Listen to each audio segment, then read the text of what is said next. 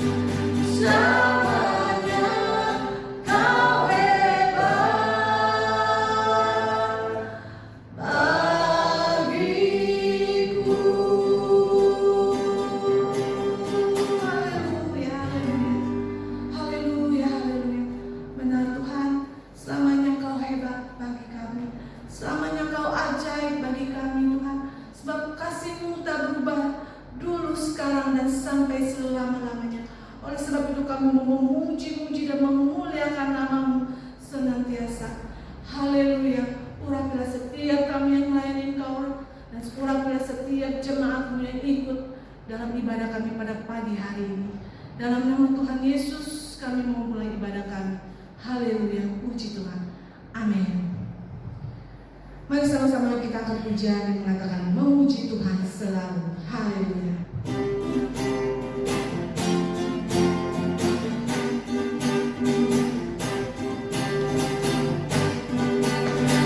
Puji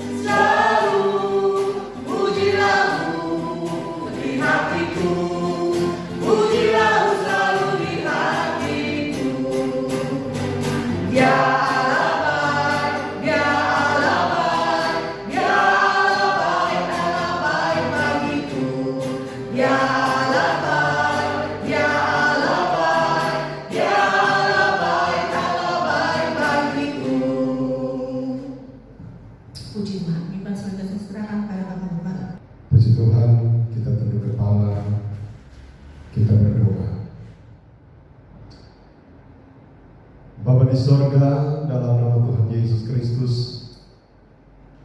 sebentar kami kembali akan mendengarkan firman Tuhan, berbicara lagi bagi kami semua, dan urapi hamba-Mu, pakailah sesuai dengan kehendak Tuhan, biar kebenaran firman Allah yang kami dengarkan benar-benar mendapatkan tempat yang terbaik di dalam hati kami, dan kami akan menjadikan firman-Mu di atas segala-galanya dalam kami menjalankan hidup di hari-hari ini.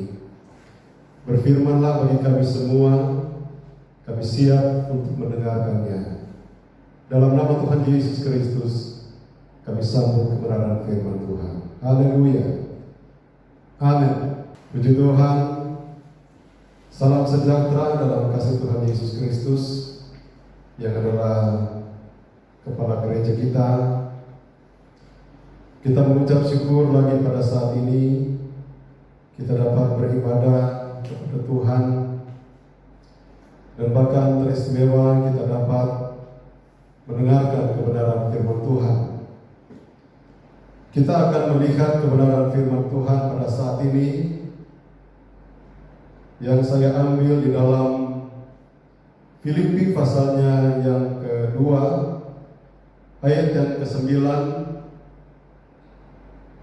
sampai ayatnya yang ke-11. Dikatakan demikian. Itulah sebabnya Allah sangat meninggikan Dia dan mengaruniakan kepadanya nama di atas segala nama, supaya dalam nama Yesus bertekuk lutut segala yang ada di langit dan yang ada di atas bumi dan yang ada di bawah bumi, dan segala lidah mengaku Yesus Kristus adalah Tuhan, bagi kemuliaan Allah Bapa. Saudara-saudara yang dikasihi oleh Tuhan, ayat-ayat yang kita baca adalah ayat yang ditulis oleh Rasul Paulus, dan kemudian dia kirim kepada jemaat yang ada di Filipi. Kalau kita dapat mendalami apa yang dikatakan oleh Rasul Paulus kepada jemaat yang ada di Filipi ini, di dalamnya mengandung nubuatan, di mana nubuatan ini dikatakan bahwa nanti ada satu masa, ada satu saat pasti akan terjadi apa yang dinubuatkan oleh Rasul Paulus di dalam ayat-ayat ini. Ada dua nubuatan yang kita bisa baca atau pelajari di sini. Nubuat yang pertama dikatakan begini di dalam ayatnya yang ke-9. Itulah sebabnya Allah sangat meninggikan Dia dan mengaruniakan kepadanya nama di atas segala nama. Ayat 10. Supaya dalam nama Yesus bertekuk lutut segala yang ada di langit dan yang ada di atas bumi dan yang ada di bawah bumi. Nah, kalau kita memperhatikan ayatnya yang ke-10, ini adalah nubuat yang pertama yang dikatakan oleh Rasul Paulus, bahwa akan terjadi satu masa di mana akan bertekuk lutut segala yang ada di langit dan yang ada di atas bumi dan yang ada di bawah bumi. Nah, kalau kita memperhatikan sepintas bahwa hal ini tidak mungkin terjadi.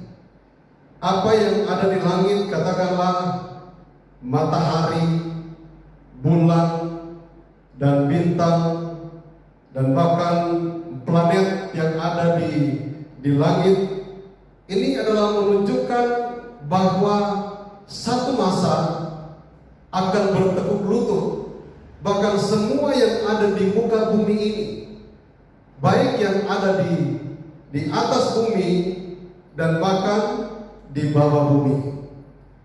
Nah, kalau kita belajar lebih dalam akan ayat ini, maka kita akan dapatkan bahwa sesungguhnya ini bukan menunjuk kepada benda yang ada, tetapi ini sebenarnya menunjuk kepada manusia, di mana manusia ada waktunya akan bertekuk lutut. Nah, apa maksudnya ayat ini? Kalau kita membaca di dalam Ulangan pasalnya yang keempat, ayatnya yang ke-16 mulai, di sana dikatakan demikian. Supaya jangan kamu berlaku busuk dengan membuat bagimu patung yang menyerupai berhala apapun, yang berbentuk laki-laki atau perempuan, yang berbentuk binatang yang di bumi, atau berbentuk burung bersayap yang terbang di udara, atau berbentuk binatang yang merayap di bumi, di muka bumi, atau berbentuk ikan yang ada di dalam air di bawah bumi. Dan juga supaya jangan engkau mengarahkan matamu ke langit, sehingga apabila engkau melihat matahari, bulan dan bintang, segenap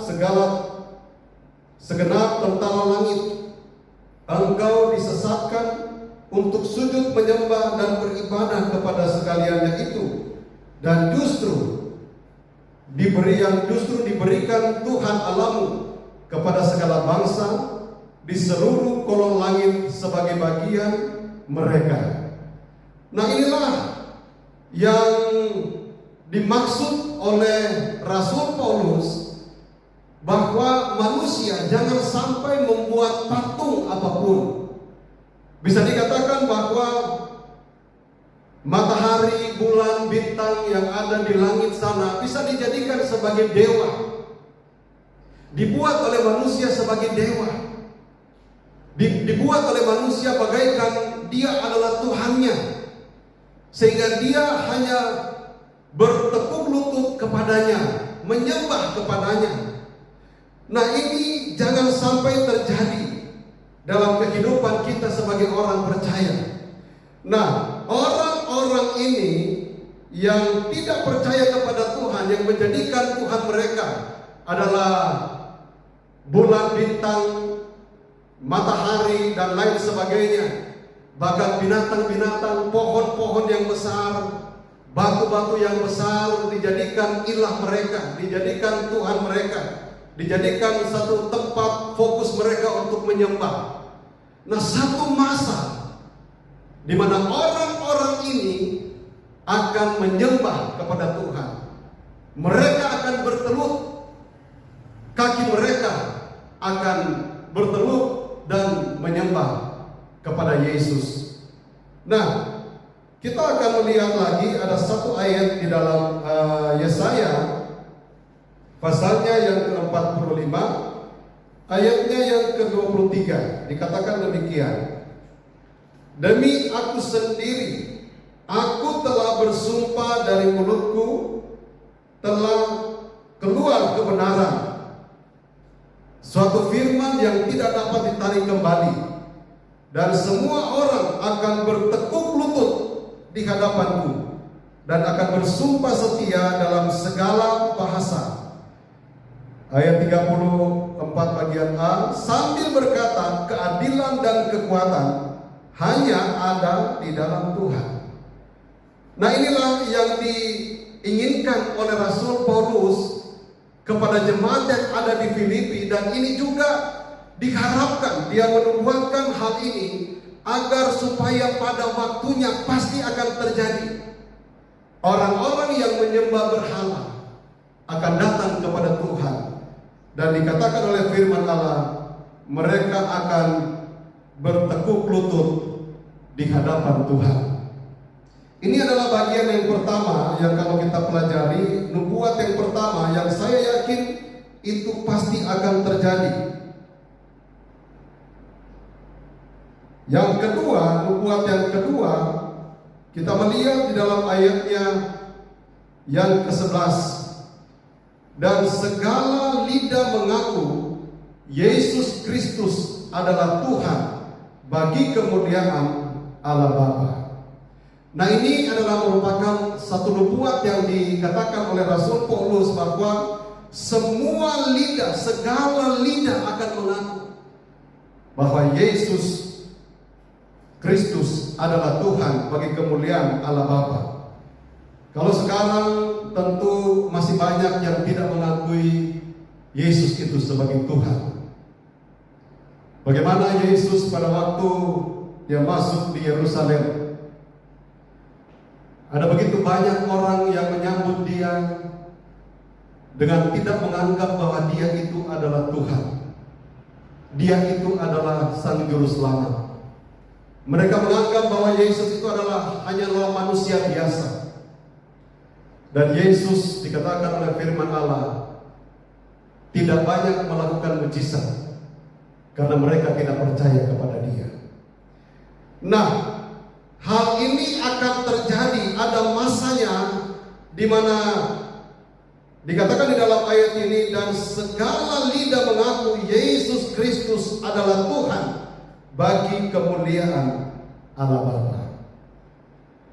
Kita bersyukur kepada Tuhan kalau kita percaya bahwa Yesus itu adalah Tuhan. Tetapi berapa banyak orang yang tidak menganggap dia Tuhan, yang hanya menganggap dia sebagai manusia biasa. Sehingga orang yang menganggap dia sebagai manusia biasa tidak akan mengalami mujizat, tidak akan mengalami peristiwa yang luar biasa. Nah, ada hal penting yang perlu kita persiapkan dalam kita menghadapi situasi yang terjadi dan yang mungkin yang akan terjadi lagi. Kalau hari-hari ini dunia menghadapi Corona COVID-19, dan apakah dengan adanya hal ini sudah banyak yang mengaku bahwa Yesus Kristus adalah Tuhan? Belum. Dan saya mau katakan, Allah akan terus mengizinkan peristiwa-peristiwa yang lebih besar lagi mungkin dari virus ini, Corona ini, yang akan terjadi untuk membuat manusia akan datang bertekuk lutut di hadapan Tuhan dan akan mengaku bahwa Yesus Kristus adalah Tuhan. Itu akan terjadi. Nah, yang perlu kita persiapkan adalah, kalau kita membaca di dalam ayatnya yang kelima, mulai di sana dikatakan begini, di dalam Filipi pasal 2.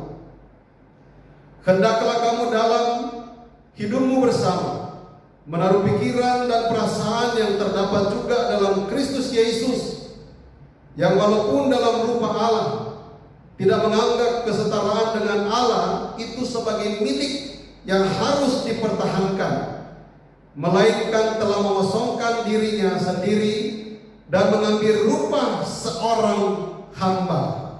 Yang pertama kita melihat di sini, Yesus memberikan satu contoh dan teladan.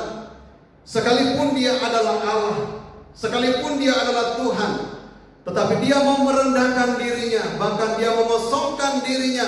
Bahkan dikatakan bahwa dia di dalam ayatnya yang ketujuh, melainkan telah mengosongkan dirinya sendiri dan mengambil rupa seorang hamba, menjadi rupa seorang hamba. Yesus yang adalah Tuhan mau merendahkan hatinya menjadi seorang hamba. Ini perlu kita perhatikan buat kehidupan kita. Biar kehidupan kita sebagai orang yang percaya, yang perlu kita sediakan adalah menjadi seorang hamba. Ini penting. Menjadi seorang hamba berarti kita dengar-dengaran kepada Tuhan kita. Tuhan kita adalah Yesus, Tuhan kita adalah Tuhan. Maka kita harus dengar-dengaran kepada Tuhan. Apa yang Dia perintahkan kita harus dengar dan kita lakukan. Maka kita akan bertahan ketika kita menghadapi situasi dan kondisi yang begitu mencekam sekalipun. Dan juga perlu kita perhatikan, yang perlu kita sediakan adalah di dalam ayatnya yang ke-3. Filipi pasal 2 ayat 3 dikatakan, dengan tidak mencari kepentingan sendiri atau puji-pujian yang sia-sia. Sebaliknya hendaklah dengan rendah hati yang seorang menganggap yang lain lebih utama daripada dirinya sendiri. Yang kedua di sini yang harus kita belajar adalah kita harus tetap menjadi orang percaya yang rendah hati. Kita mungkin mempunyai sesuatu yang bisa dibanggakan sebagai manusia, tetapi Tuhan mengajar jangan kita menjadi sombong, jangan kita menjadi angkuh. Tetapi Allah ingin mengajar melalui Rasul Paulus di sini. Biarlah kita tetap menjadi orang yang rendah hati. Orang yang rendah hati adalah orang yang selalu diperhatikan oleh Tuhan, karena dia selalu mengandalkan Tuhan. Hatinya dia selalu memberikannya ke dalam tangan Tuhan. Maka perkara-perkara yang heran dan ajaib pasti Tuhan akan ingin nyatakan di dalam kehidupan setiap orang yang percaya kepada Tuhan. Kita akan bertahan dalam situasi dan kondisi apapun. Kita akan menjadi kuat karena kita mempunyai Tuhan yang besar. Nama di atas segala nama diberikan kepada Yesus Kristus. Itu juga menjadi andalan kita, menjadi kekuatan kita. Ketika kita menghadapi masalah, panggil nama Yesus, sebab nama Yesus mengandung kuasa yang begitu luar biasa. Kalau kita sakit, panggil nama Yesus, Dia akan berikan kesembuhan kepada kita. Itulah sebabnya mari kita datang kepada Tuhan, berserah ke dalam tangan Tuhan, mengakui Dia sebagai Tuhan dan Juru Selamat kita. Maka kita akan mendapatkan hal-hal yang indah di dalam pengiringan kita kepada Tuhan. Kalaupun kita menghadapi situasi yang mungkin lebih berat daripada virus corona ini, kita akan tetap bertahan karena kita punya Tuhan yang akan membela kita, dan Dia akan berikan jalan keluar yang terbaik dalam kehidupan kita. Hal-hal yang lebih berat itu akan mungkin terjadi lagi, tetapi kita punya kekuatan kepada Tuhan, dan kita mempunyai Allah yang ajaib yang senantiasa memberikan hikmat kebijaksanaan kepada kita untuk kita menjadikan Dia sebagai Tuhan dan Juru Selamat, dan Dia pasti memberikan kekuatan, kemampuan sehingga kita terlepas dari segala tekanan hidup, beban berat yang akan terjadi di dalam dunia ini. Judul khotbah ini adalah Yesus Kristus adalah Tuhan. Puji Tuhan, Tuhan Yesus memberkati kita semua. Dan kepada jemaat, saudara-saudara sekalian yang mempunyai masalah, percayalah bahwa kita punya Tuhan, yaitu Yesus Kristus. Dia adalah Allah. Dia sanggup memberikan pertolongan dalam usaha kita, dalam pekerjaan kita, dalam keluarga, dalam rumah tangga kita. Dia sanggup memberikan pertolongan kepada kita. Apapun yang menjadi pergumulan kita, datang kepada Tuhan, percaya bahwa Dia sanggup menolong kehidupan kita. Tuhan Yesus memberkati kita semua. Puji Tuhan. Kita berdoa lagi, biar firman yang kita dengar menjadikan kita orang yang percaya, memiliki kekuatan yang besar, karena kita percaya kepada Tuhan Yesus, dan kuasanya tidak pernah berubah, dulu, sekarang, dan sampai selama-lamanya. Bapa di sorga, dalam nama Tuhan Yesus Kristus, terima kasih Tuhan Yesus, kami sudah mendengarkan kebenaran firman Tuhan. Kami akui akan keterbatasan kami. Kami akui akan kekurangan dan kelemahan kami. Tetapi kami percaya kepada Engkau, bahwa Engkau akan terus membukakan hati kami, membukakan pikiran kami, perasaan kami, untuk mengenal Engkau sebagai Tuhan dan Juru Selamat kami, sebagai kekuatan kami dalam pengiringan kami kepada Tuhan, dalam pelayanan kami kepada Tuhan. Sebab kami sangat mengandalkan Engkau ya Tuhan. Pada saat ini kami berdoa buat setiap mereka yang mendengarkan firman Tuhan. Tuhan jamah hati mereka.